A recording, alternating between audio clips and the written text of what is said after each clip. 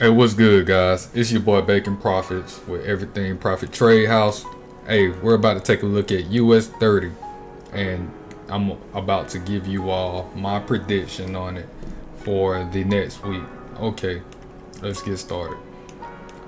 So, with all things, initially taking a look, we're on the 1 month chart, right?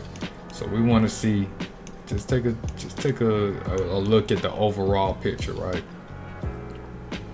Not too many bearish months in there, right? And everybody always asks the $1 million question, and that is, when will the market crash, or when will the market correct? Okay, because as we can see, it has grown exponentially. A lot of millionaires and such have been made over the past year just from Dow Jones Industrial Average, aka US30. Whether it's stock options or forex, it's all the same. So this month has just began like 10 days ago, and we already see where it's headed. Like, we already see bearish action, in this month alone. But we're not going to really focus on the long-term trend here, because with indexes, I'm a firm believer when it comes to forex trading, you want to get in and get out with these things. So, all right, so that's what we'll be focusing on, probably like the 15-minute to daily chart when it comes to this. All right, so. All right, so while we're looking at that, that was the 1 month. We're on the 1 week now, right? So one thing to keep in mind when it comes to indices, right? Traditionally, they go up. Yes, that's true. But they move with such volume, it doesn't take much of a lot size or position to make money. And the contrary is true as well. It doesn't take much of a lot size to lose a lot of money.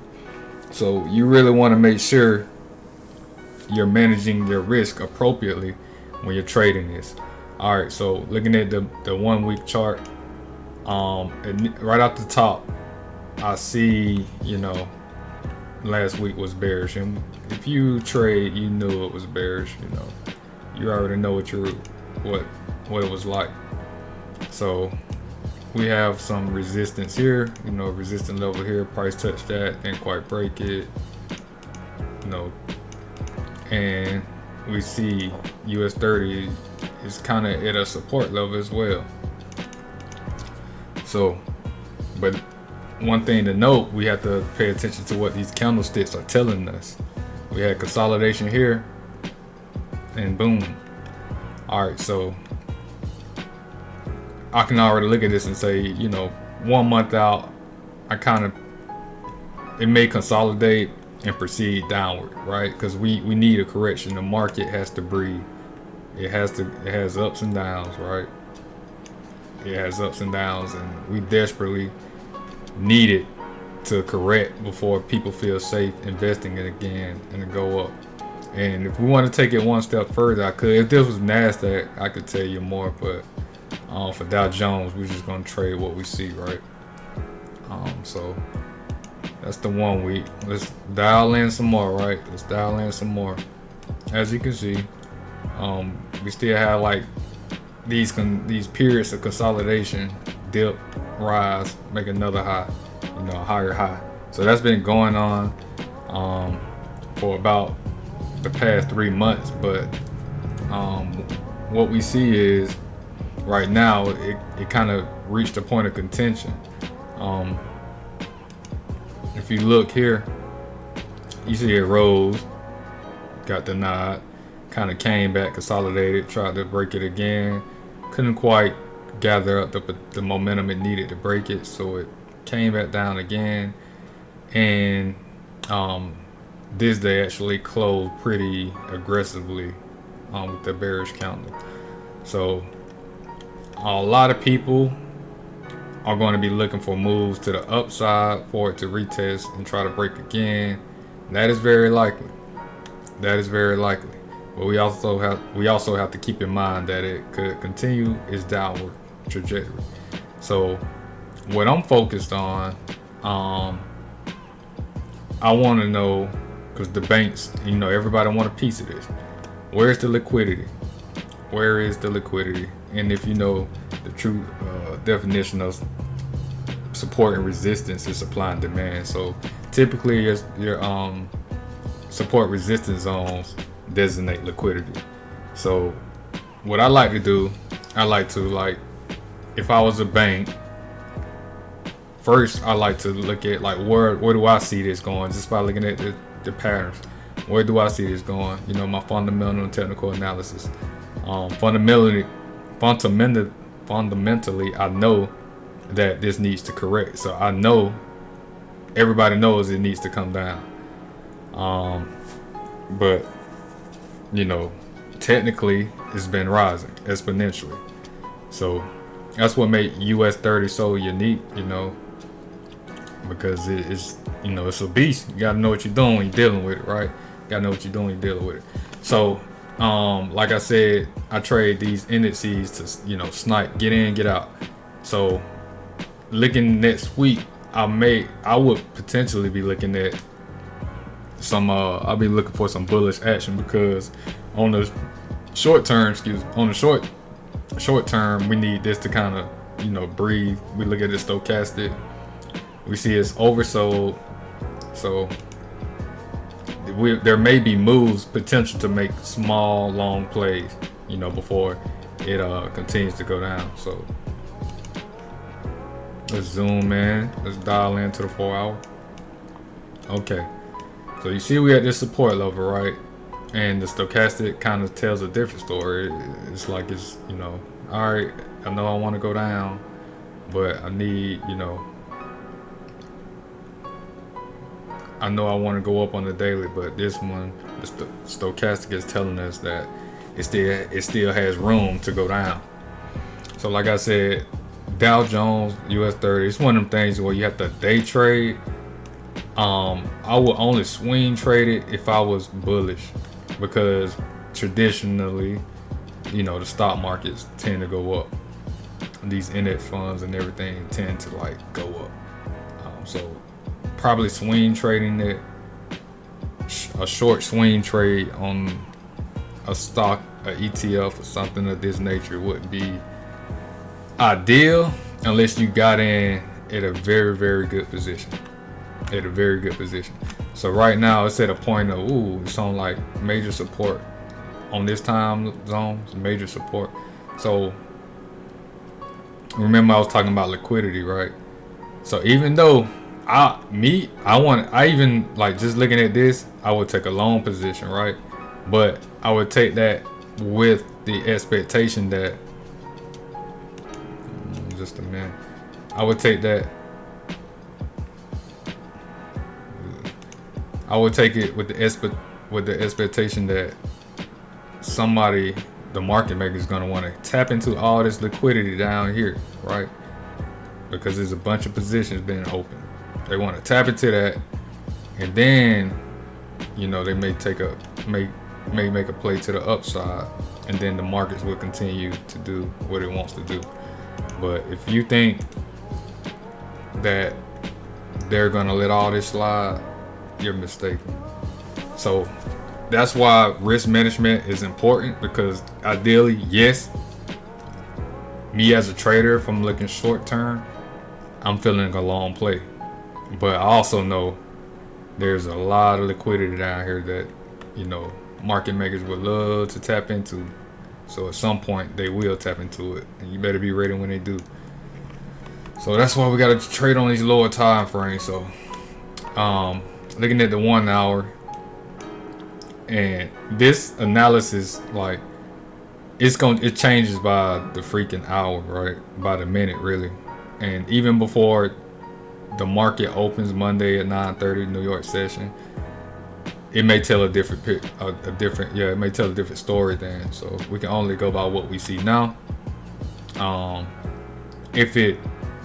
would say overnight, once the London market's open, it may go ahead and try to do its little retest or whatever, or it may go ahead and tap into this. Depending on that, that may tell us what it's gonna do. Even on the 1 hour, it's oversold. It's in that fire zone. So yeah, we just gotta play it by sight, really. You just play it by sight, trade what we see. Don't be afraid to take a loss. Just take it. If you catch yourself on the losing side, cut your losses short and try to make it up with a win. That's all you can do right here. But if it was actually, if the markets were open, the live, the live candlesticks would actually tell us what's about to play. So US30 is definitely one of them things you would make money day trading. I wouldn't really recommend it swing trading unless you get in a good position. But in a neutral position like where it is now, it's kind of neutral. It can go either way. But long term, like I would say few weeks, I would say it's bearish, but near term I see potential for long position moves. So get in, get out, snipe. That's what we do. So it broke this previous resistance, so it's gonna run a retest that before proceeding downward. Because like I said, it is on a pretty decent support level.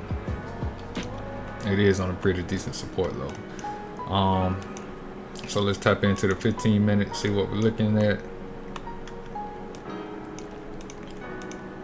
And of course, yeah, you see it's been struggling with this 200 moving average. It's been struggling with it. So it took a pretty big dip Friday, so I expect it to want to retest it again at some point. And if it's gonna do that, I would say now's the time.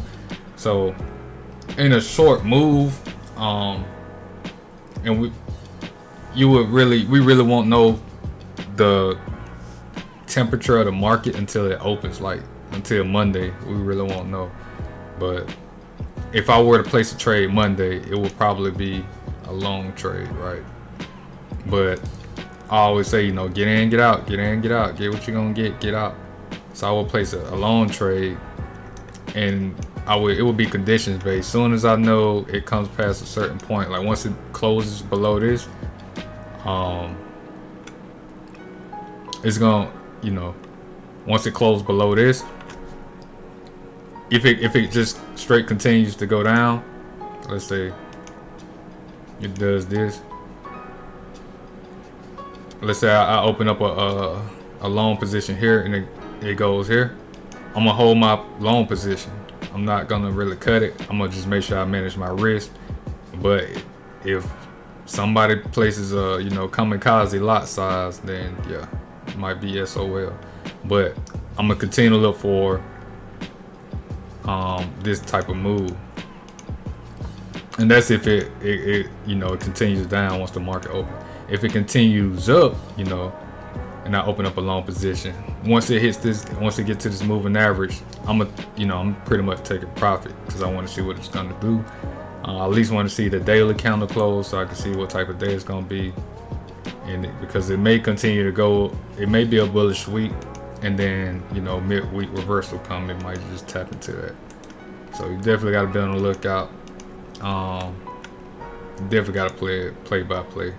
So if you do have the luxury to live trade this, every minute tells you what you need to know.